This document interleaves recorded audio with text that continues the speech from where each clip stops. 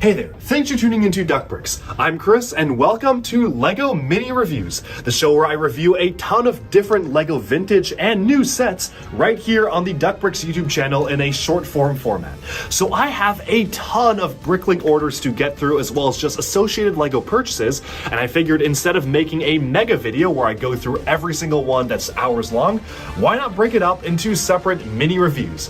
And so in addition to our normal 3 videos a week schedule, be sure to stay tuned for a mini review dropping every single day where we do not normally have a standard video releasing. I hope you enjoy, and let's jump right into our first pick. Moving onwards, we have a classic LEGO Star Wars set, one that hasn't been remade to this day despite many fans wanting it to be remade. This is the TIE Bomber.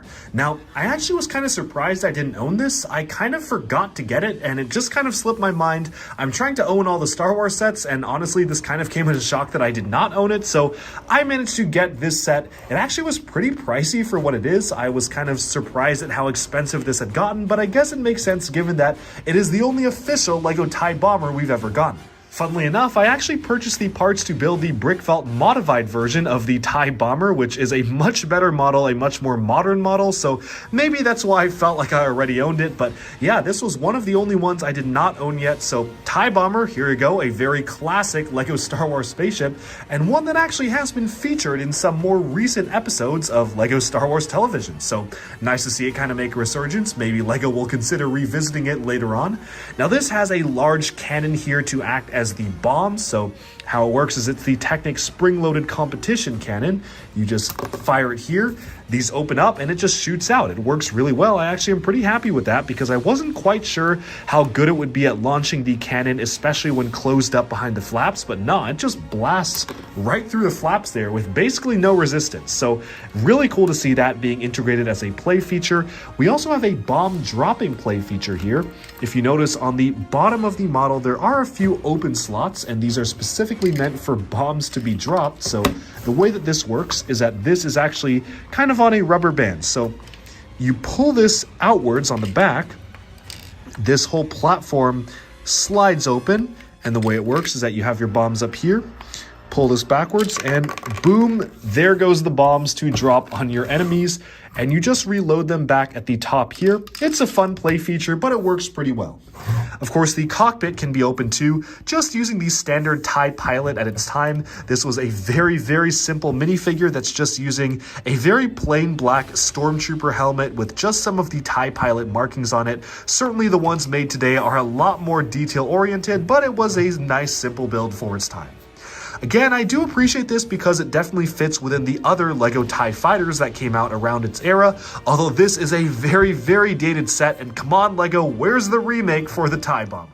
Well, if rumors are to be believed, that remake is coming next year. Allegedly, in the January wave of LEGO Star Wars, we will be getting a brand new TIE Bomber.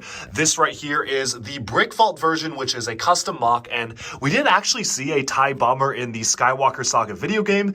It's kind of funny because that one did borrow a lot of details from the mock version, but finally, after so many years in absence, we apparently will be getting a new TIE Bomber, complete with a Rey Sloane minifigure, which is really exciting because they're adapting some of the more obscure comics and book characters into LEGO form, so that is quite exciting. I am certainly very hyped to see what LEGO will do with a TIE Bomber in 2023, so I'm sure the rumors are accurate. I can't wait to see it, and hopefully they end up being true because it's been a long time coming.